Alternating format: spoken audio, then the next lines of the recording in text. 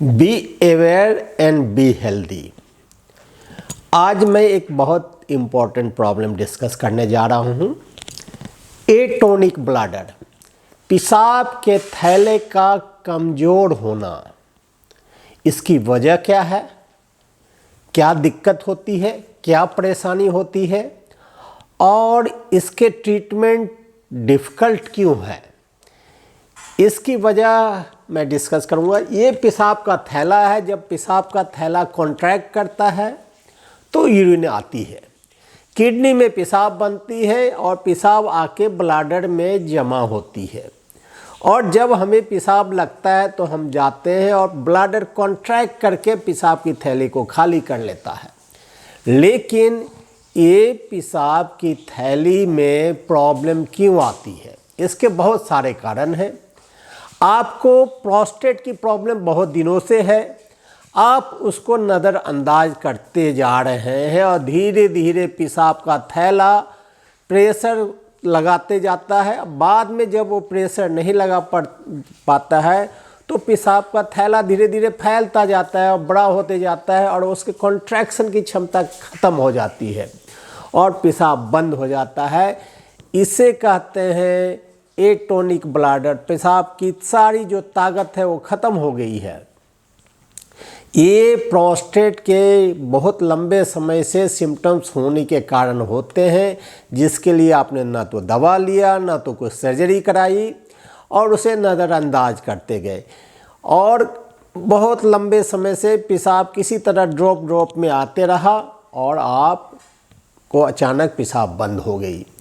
और कभी कभी पेशाब की थैली जब कॉन्ट्रैक्ट नहीं करती है तो किडनी पे असर पड़ती है और बहुत पेशेंट किडनी फेल्योर से आते हैं, किडनी में सूजन भी होती है।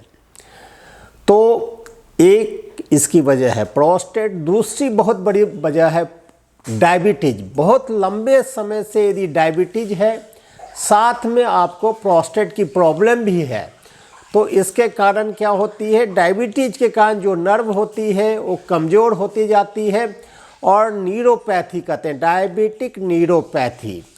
जब डायबिटिक न्यूरोपैथी के कारण जब नर्व कमज़ोर हो गई तो नर्व से सेंसेशन ना तो ब्लैडर फुल होने की आई, ना तो इन्फॉर्मेशन गया कि पेशाब की थैली को खाली करो। ऐसे कंडीशन में भी पेशाब करने के बाद पेशाब बचा रह जाता है। किसी को रीढ़ के हड्डी की सर्जरी हुई, किसी को नर्व की सर्जरी हुई या कोई नर्व की बीमारी हुई जैसे मल्टीपल स्क्लेरोसिस, जिसमें नर्व कमज़ोर हो गई, ऐसे कंडीशन में भी ब्लैडर एटोनिक हो जाता है। और कभी कभी पेशाब की थैली की पावर जाने के कारण की वजह की पता नहीं चलती है। अब ऐसे कंडीशन में यदि आपने पेशाब की थैली कॉन्ट्रैक्ट नहीं करती है, पेशाब की थैली बिल्कुल कमज़ोर है और आप प्रोस्टेट की सर्जरी कराएंगे तो फ़ायदा नहीं होगा। तो कभी कभी ऐसे कंडीशन में प्रोस्टेट की सर्जरी से पहले यूरोडायनामिक स्टडी करनी पड़ती है और एमसीयू की टेस्ट करनी होती है, जिससे ये देखते हैं कि क्या रियल में ब्लैडर कमज़ोर है या रुकावट भी है।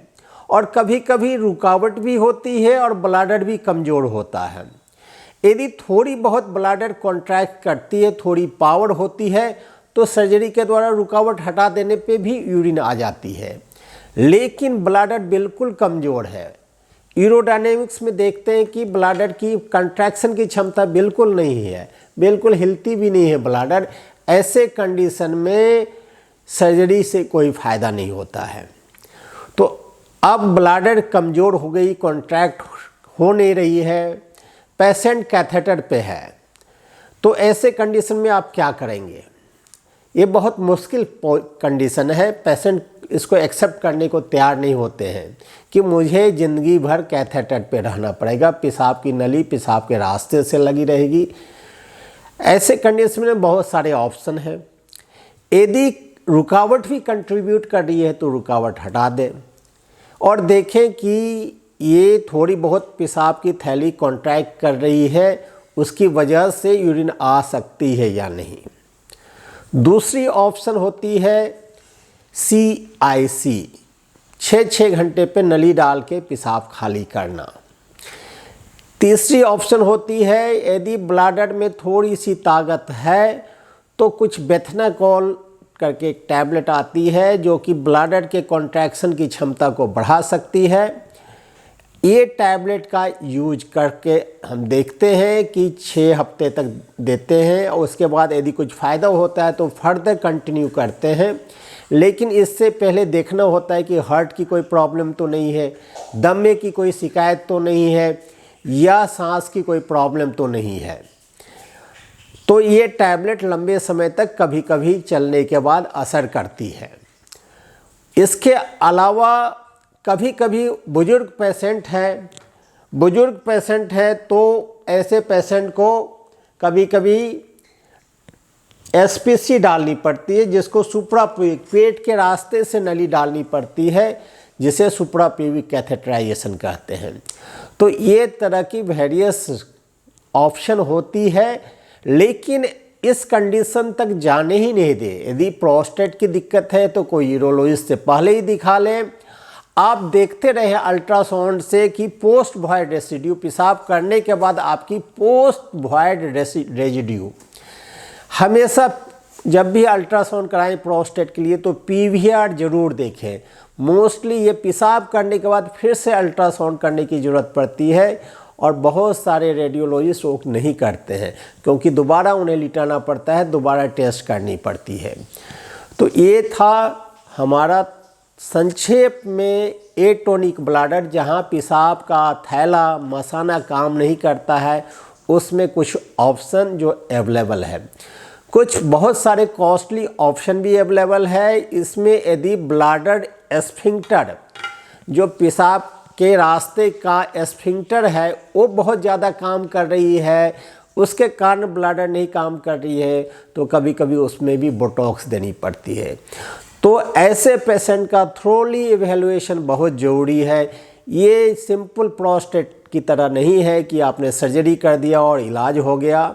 इसके लिए थ्रोली इवैल्यूएशन समय लगा के अच्छी तरह टेस्ट करके इवैल्यूएशन करने के बाद ही प्लान बनाया जाता है कि इसमें कुछ मदद कर सकते हैं और कैसे मदद कर सकते हैं। धन्यवाद।